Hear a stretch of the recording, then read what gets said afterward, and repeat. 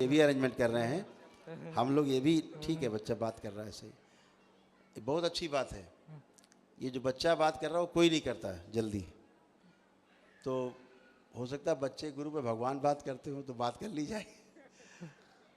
तो जो आप पशु के लिए बात कर रहे हैं, पशुओं के लिए, हम लोग तो उस पर भी जा रहे हैं कि मंदिरों में जो क्रूरता होती है पशुओं के साथ, बलि होती है, वह भी बंद हो, बिल्कुल नहीं होनी चाहिए।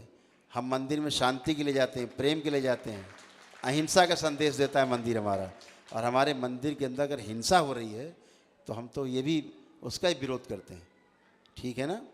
और ये बिल्कुल सत्य है कि जिन मंदिरों में मंदिर के अंदर हिंसा हो रही है, परिवार जाते हैं वहाँ, बच्चे देखते हैं हिंसा होते हुए, तो मंदिर हमें संदेश क्या देना चाहता है? ऐसे तुमको भी करना है, यही संदेश है मंदिर का कि तुमको भी ऐसे करना चाहिए।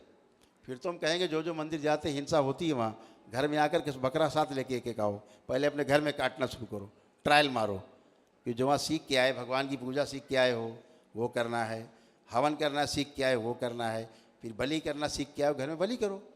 क्यों नहीं करते घर में? फिर वो क्यों नहीं करते? क्योंकि आपका हृदय स्वीकार नहीं करता है। जहाँ पर आपको संदेश मिलता है सही रास्ते का, आपको अहिंसा का संदेश मिलता है, प्रेम का संदेश मिलता है, भाईचारे का संदेश मिलता है मंदिर से, हिंसा का संदेश किसी मंदिर से नहीं मिलता। तो ये सब लोगों ने अपने अपने खाने पीने के आडंबर बना रखे हैं और कुछ नहीं। और देवी को बदनाम करते हैं, माँ को बदनाम करते हैं। माँ क्या बलि लेती किसी की? क्या बकरे में नहीं है कोई? बकरे में ईश्वर नहीं दिखता? अगर सब में भगवान है, बकरे में नहीं है?